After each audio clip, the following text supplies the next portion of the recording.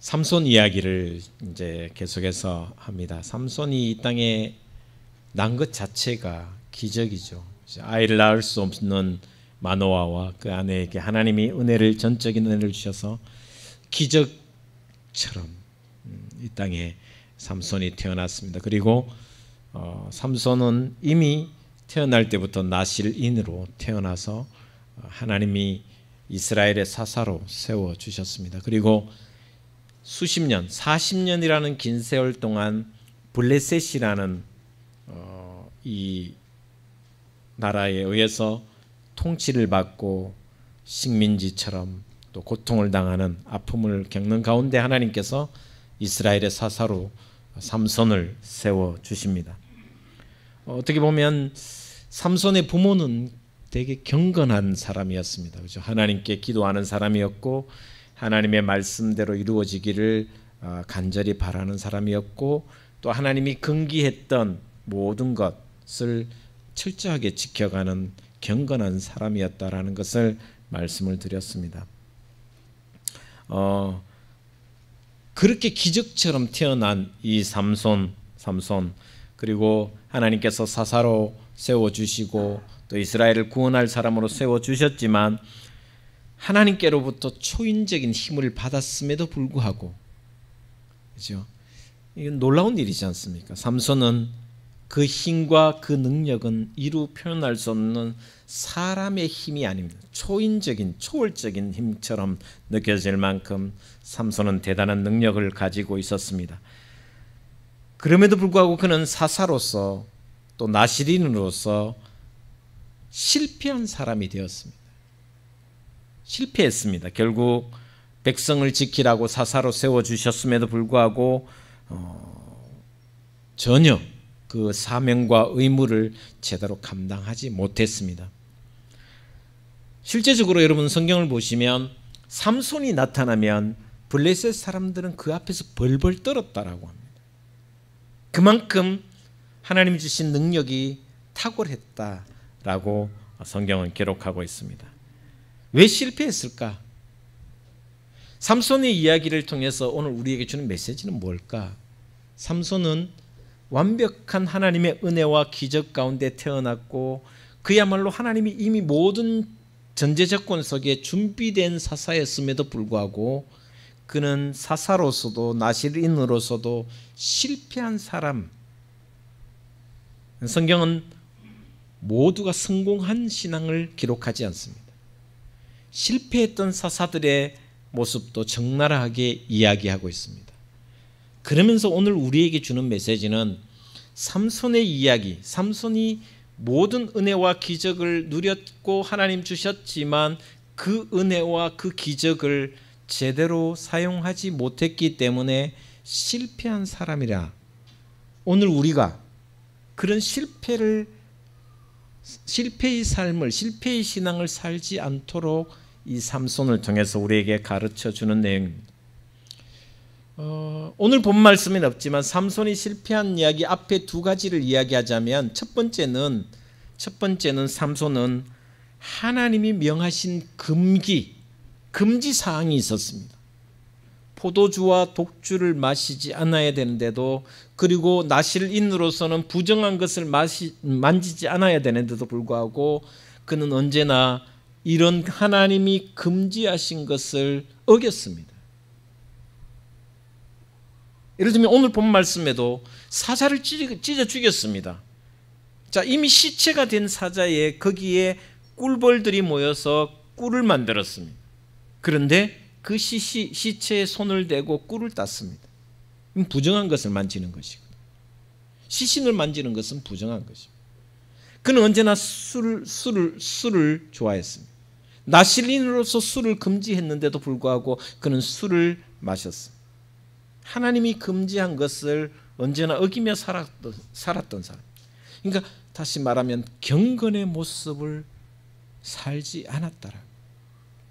두 번째, 그는 사명을 감당하지 않았습니다. 하나님께서 삼손을 세워주시고 삼손에게 은혜를 주셔서 그에게 능력을 부어주신 가장 큰 목적은 이스라엘을 블레셋의 손에서 구원하라고 주셨습니다. 그런데 여러분, 삼손의 이야기를 읽으면 읽을수록 삼손이 뭘 했냐면 연애만 합니다. 이성에만 눈이 밝아졌어요. 이쁜 여자가 보면 그냥 가만두지를 못합니다. 그것이 이방 여자임에도 불구하고 혹해서 그냥 넘어가 버립니다. 오늘 본문 말씀에도 14장에도 보면 바로 그 말씀이 나옵니다. 1절에 보시면 14장 1절에 삼손이 딥나에 내려가서 거기에서 블레셋 사람의 딸들 중에 한 여자를 보고 뿅 갔어요. 그리고 16장에 나오면 누가 나오면 들릴라가 나옵니다. 다 뭐냐 하면 블레셋 여자입니다. 이방 여인입니다. 그 삼손이 계속해서 모습 보면 연애하러 이 땅에 태어났나? 이런 생각이 듭니다. 이성의 눈이 밝아졌습니다. 그러니까 사명이 뭐냐? 사명을 잊어버리고 딴짓을 하고 있는 모습이 바로 성경에 기록된 모습입니다. 여러분, 저도 마찬가지고 여러분도 마찬가지입니다. 하나님이 여러분을 택하여 하나님의 자녀를 삼으신 것은 사명이 있습니다. 교회에서 직책을 준 것도 분명히 사명이 있습니다. 교회에서 뭘 맡겼는 것도 사명이 있습니다. 하나님 주신 사명, 물론 교회가 최종적으로 지명해서 임명했지만 하나님 주신 사명입니다. 그 사명을 내가 어떻게 감당하고 그 사명에 충실하느냐에 따라 그 신앙이 실패한 신앙인지 또 제대로 된 신앙인지를 가늠할 수 있습니다. 삼손은 자기에게 주어진 사명을 살지 못했다는 것입니다. 개념이 없었습니다. 하나님이 주신 특별한 부르심, 하나님 주신 특별한 은혜, 하나님 주신 특별한 재능까지도 사명을 위해서 쓰지 않고 여자로 이성의 그 모든 것을 사용했기 때문에 결국 비참한 최후를 맞이했으며 그는 실패한 사사로 성경은 기록하고 있습니다. 제가 이 두 가지를 이야기하려고 오늘 본 말씀을 잡은 것이 아니라 이것보다 더 중요한 것이 두 가지가 있습니다. 첫 번째가 뭐냐 하면 그는 성령을 소멸한 사람이었어요. 성령을 소멸했던 사람. 삼손은 성령을 회방하고 성령의 충만함 속에 하나님께서 늘 살라고 하셨는데도 불구하고 성령을 소홀히 여긴 사람이었어요. 자, 앞에 말씀을 한번 몇 군데 좀 찾아보도록 하겠습니다. 성경 가지신 분은 13장 25절입니다. 24절 25절입니다. 13장 24절 25절 같이 보겠습니다. 시작. 그 여인이 아들을 낳음에 그의 이름을 삼손이라 하니라. 그 아이가 자라매 여호와께서 그에게 복을 주시더니, 하나님께서 복을 주셨어요. 자, 26절 시작. 소라와 에스다올 사이 마하네단에서 여호와의 영이 그를 움직이기 시작하였더라. 여러분, 삼손은 이미 나시린으로 태어났고 어릴 때부터 하나님께서 하나님의 영을 감동시키셔서 그에게 은총을 주셨습니다. 그래서 오늘 본 말씀에 하나님께서 복을 주셨는데 그 복이 물질의 복, 뭐 그런 복이 아니라 하나님의 영이 충만하도록 주셨습니다.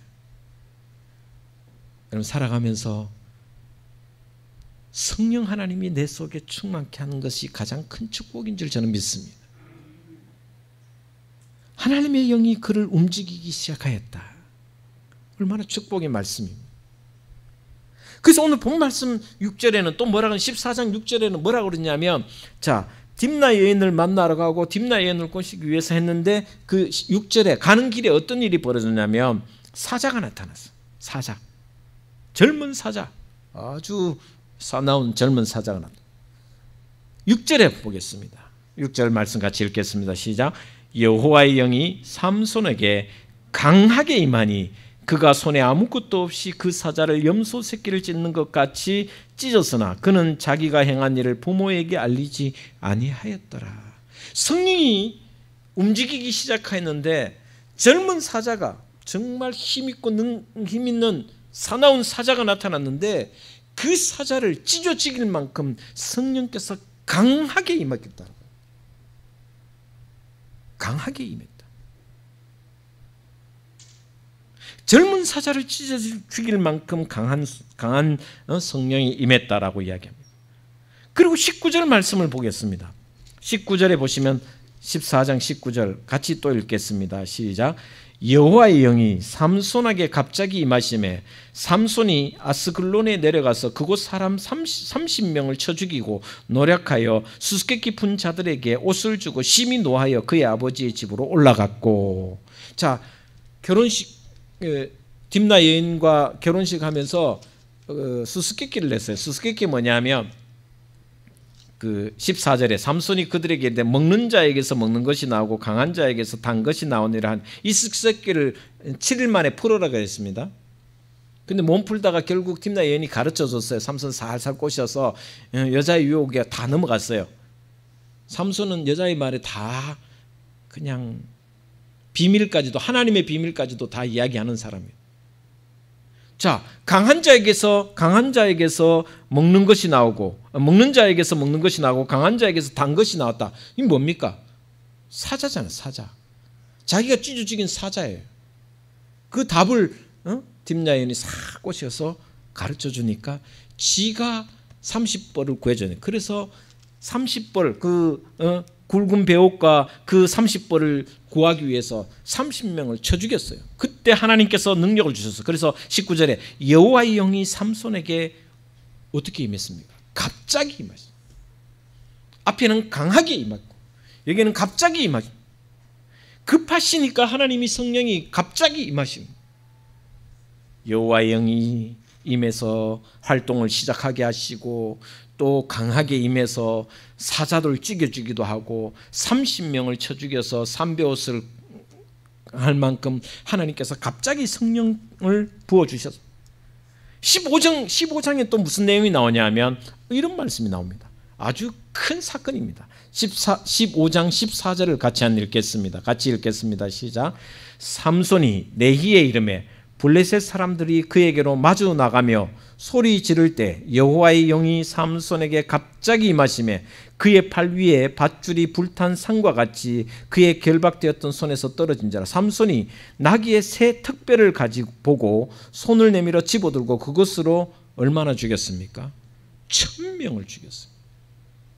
삼손이 무언가 계획하고 무엇을 할 때가 되면 하나님이 강하게 평소에도 성령이 임해 계셨지만 강하게 임하고 갑자기 더 크게 임해서 삼손이 하는 일을, 그래서 나귀 턱뼈를 가지고 1000명을 죽일 만큼 엄청난 일을 했습니다. 이런 성령에 사로잡혀 살아야 되는 이 삼손, 하나님의 사명받은, 그래서 이스라엘을 구원해야 될 이 삼손이 어떻게 되었느냐? 우리가 잘 아는 대로 16장에 같이 가보겠습니다. 16장 19절에서 20절을 같이 읽겠습니다. 드릴라에게 모든 비밀을 알려주고 난 뒤에 허탈하게 힘이 사라지기 시작합니다. 16장 19절 20절을 같이 읽겠습니다. 시작. 드릴라가 삼손에게 자기 무릎을 베고 자게 하고 사람을 불러 그의 머리털 7가닥을 밀고 괴롭게 하여 본즉 그의 힘이 없어졌더라. 드릴라가 이르되 삼손이여 블레셋 사람이 당신에게 들이닥쳤느니라 하니 삼손이 잠을 깨며 이르기를 내가 전과 같이 나가서 몸을 떨치리라 하였으나 여호와께서 이미 자기를 떠나신 줄을 깨닫지 못하였더라. 아멘.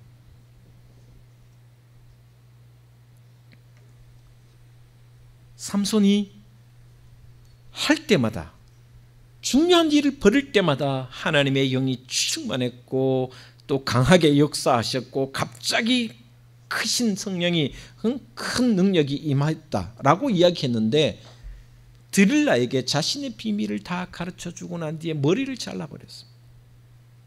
힘이 사라졌습니다.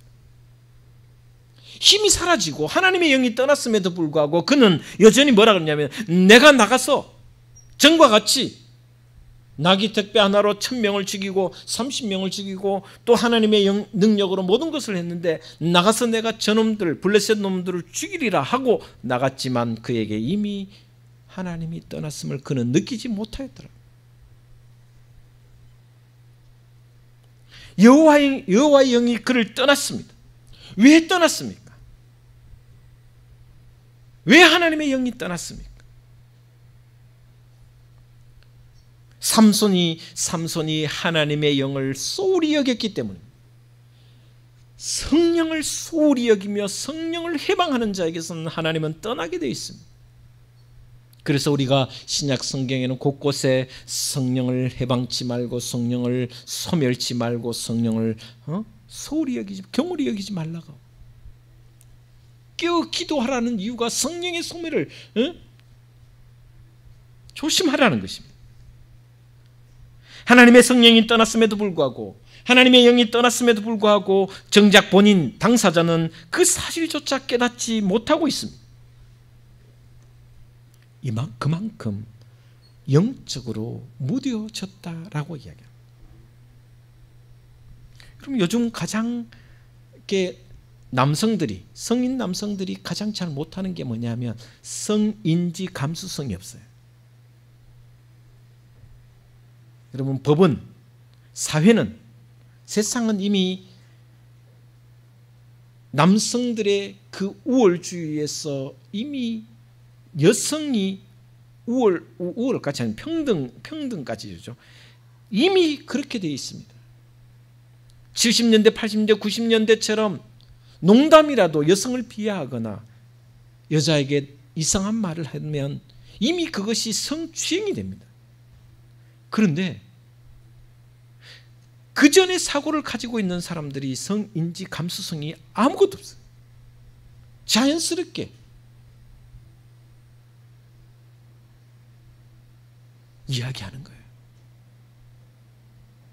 그래서 성인지 감수성이 떨어지는 사람들이 다 낙마하거나 아니면 자살로 인생을 마감하거나 그렇게 될 수밖에 없는 구조가 되어 있는 거예요. 여러분, 얼마나 무서워졌습니까? 요즘은 조금만 한 2, 3초만 쳐다봐도 그게 수치심으로 느껴지면 신고할 수 있습니다. 그만큼 법은 올라와 있습니다. 문화도 그렇습니다. 그런데 그거를 인지하지 못하는 겁니다. 성령이 내게서 이미 떠났음에도 불구하고 삼손은 성령이 벌써 사라지고 하나님의 영이 거두어갔음에도 불구하고 여전히 하나님 나와 함께 계시다고 생각하고 있는 거예요. 그만큼 영적 감수성이 떨어집니다.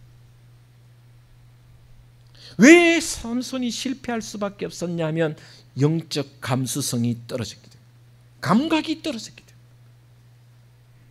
하나님의 성령이 나와 함께 거하기 위해서는 끊임없이 말씀과 기도 가운데 거하고 있어야 되고 그 가운데 쉬지 않는 기도를 드려야 되며 말씀에 민감해야 되며 하나님의 영이 나를 떠났는지 안 떠났는지에 대해서 분별력이 끊임없이 있어야 됨에도 불구하고 언제나 하나님이 역사하셨기 때문에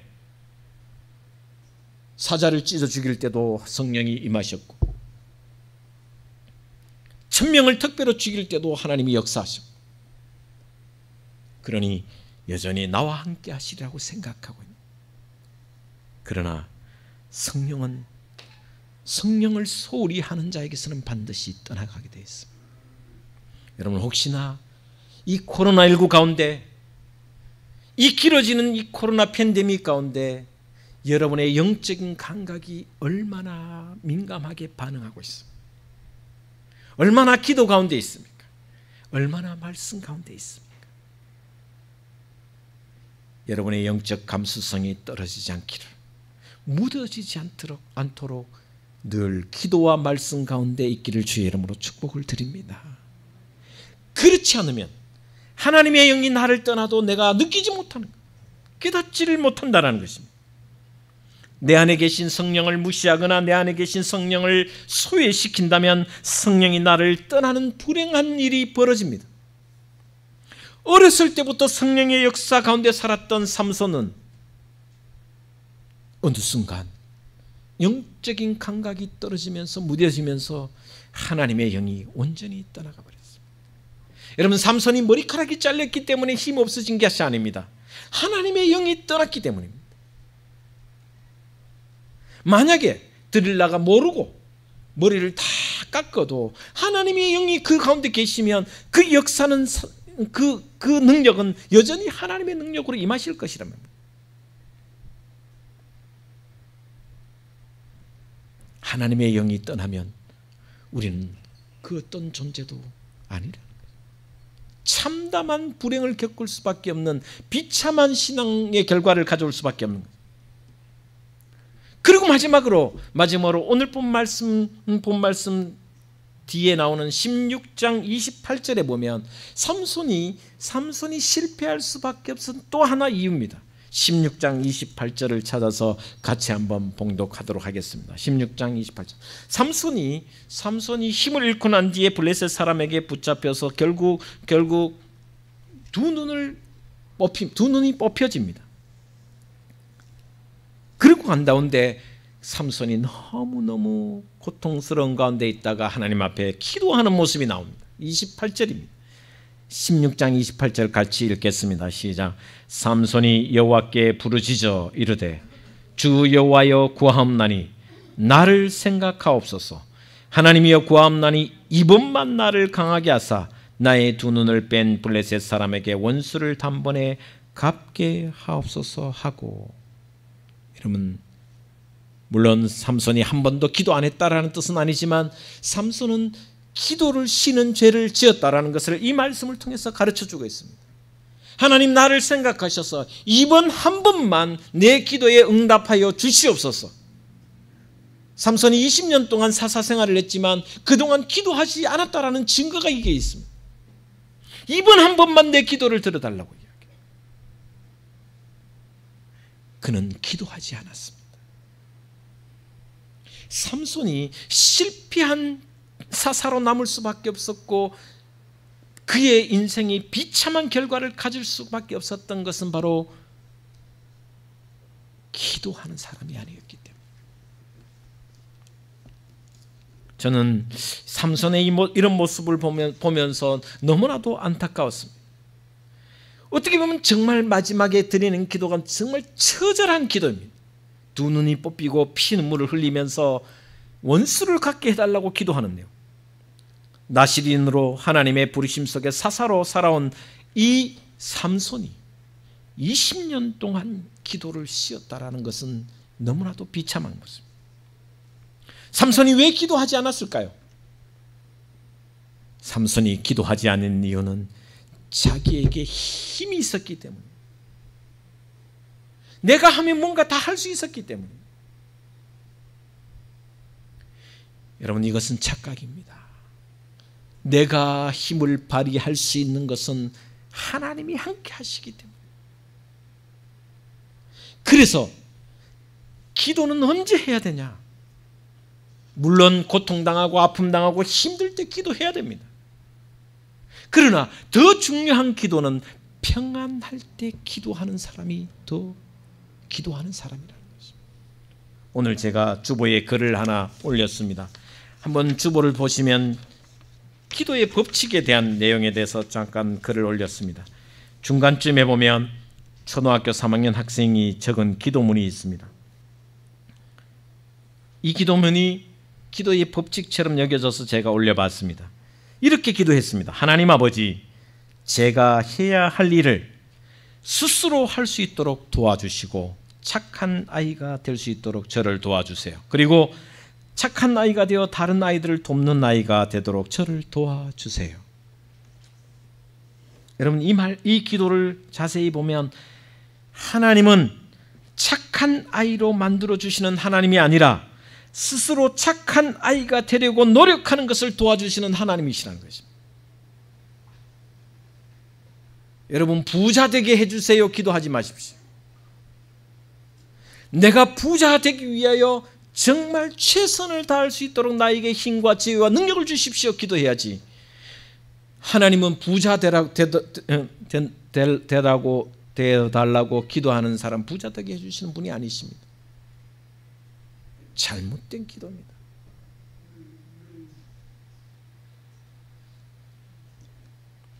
노력하는 것을 도와주시는 하나님이시라. 스스로 애쓰고 최선을 다하는 그것을 도와주시는 하나님이시라. 오늘 마지막에 제가 주보 칼럼의 마지막에 예수님의 모습, 기도의 모습을 이야기했습니다. 누가복음 22장 39절에 예수님은 습관을 따라 산에서 기도를 드렸다는 말씀을 인용했습니다.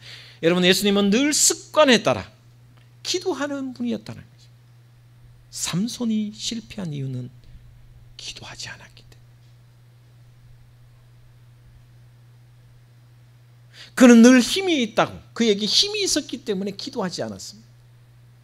여러분, 건강할 때 기도하는 사람이, 평안할 때 기도하는 사람이, 또 뭔가 아무 일이 일어나지 않을 때 기도하는 사람을 통해서 하나님은 더 큰 은혜를 부어주시는 줄 저는 확신합니다. 여러분의 기도가 쉬지 않는 기도. 그래서 기도는 쉬지 말고 하라는 거예요. 평안할 때도 기도하고, 어려울 때도 기도하고, 힘들 때도 기도하고, 많이 축복이 있을 때는 더 감사의 기도를 드리는, 하나님이 많은 것으로 채워주실 때 더 깊은 감사를 기도로 드리는 그 사람이 진짜 열매 맺는 신앙의 삶이라는 것을 오늘 이 삼손을 통해서 우리에게 보여줍니다. 가을의 계절, 이제 9월, 열매가 점점 탐스럽게 맺어가고 또 이쁘게 맺어가는 계절입니다. 어제 보니까 곡식 벼도 고개를 숙이며 열매를 익어갑니다. 삼손처럼 용두사미가 되어 처음에는 용처럼 날 것 같았지만 뱀꼬리가 되어 정말 비참한 결과를 맞이하는 신앙이 아니라 늘 기도하며 성령을 소멸하지 않고 늘 충만한, 성령 가운데 충만한 삶을 살아 이 가을에 아름다운 열매를 맺어가는 그런 하나님의 백성, 하나님의 자녀, 하나님의 사람 다 되셔서 올 한 해는 아름답게 살아가는, 이 코로나19 가운데서도 감사가 넘치는 신앙이 되는 저와 여러분 되시기를 주님의 이름으로 축원을 드립니다. 기도하겠습니다. 하나님, 감사합니다.